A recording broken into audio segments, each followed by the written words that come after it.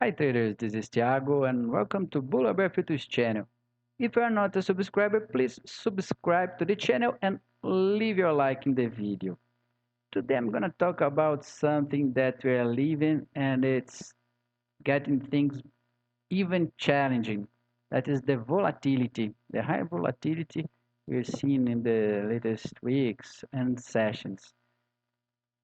For example, look here at this 15-minute chart. Look how crazy it is. Big candles, big shadows. Sometimes you think it's assumed a trend. When you are waiting for a pullback, it's actually making a reversal. It's getting really challenged to find good opportunities. If you see here in the 5 minutes, we see things in more detail. This big candles, shadows. It's been risky. We have to be really sharp. We need to be good in choosing the trades and entering and closing them. Okay, so it's been actually challenging periods, and that sometimes it's looking at the charts gets useless and you can get even more confused.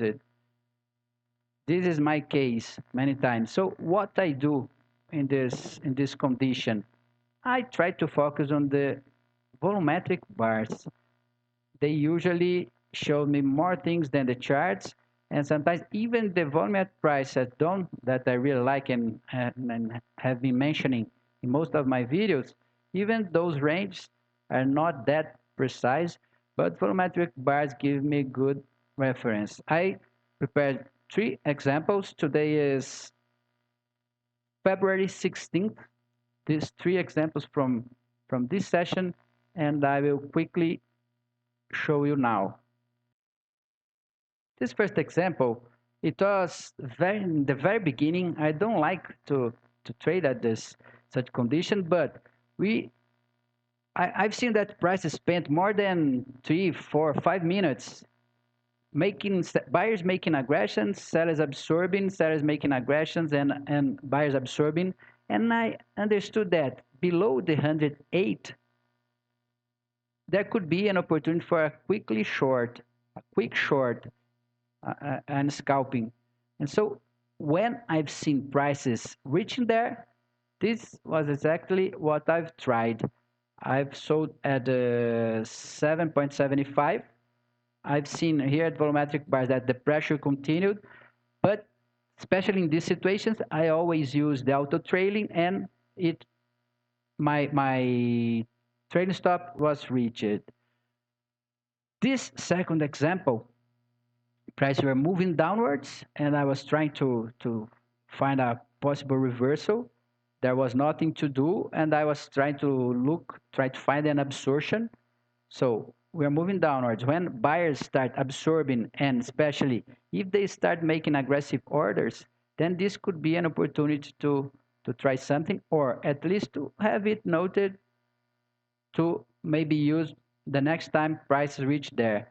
Here we've seen at the 102.25 that there was buying activity there.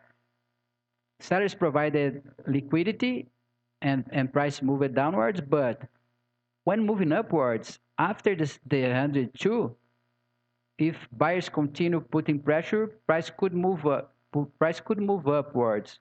And so I was looking right at this. And this was what happened. When prices overcame the 102, sellers seemed to finish the liquidity. I entered a long trade, and again, it reached my trading stop. Especially in this situation, I prefer to close quickly than getting stopped. Okay.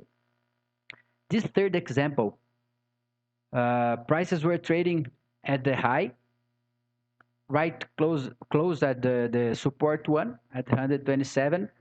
There was lots of aggressive orders from buyers, sellers absorbed, and also buyers absorbed some sellers aggression.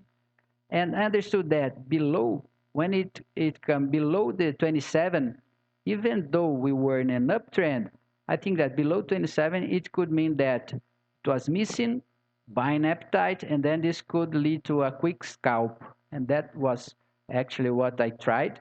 Maybe in a normal situation, I wouldn't do this because we were we had an uptrend line there.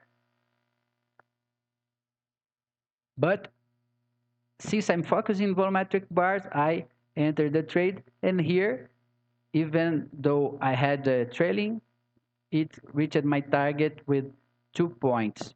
So these were 3 examples in a rationale that works for me. And I think that when things get crazy in terms of charts, these volumetric bars show us where is actually the activity and highlight some points that we should have in mind to enter or to make a trade upon defined conditions. Okay? Hope you have enjoyed. Leave a like in the video. See you next video.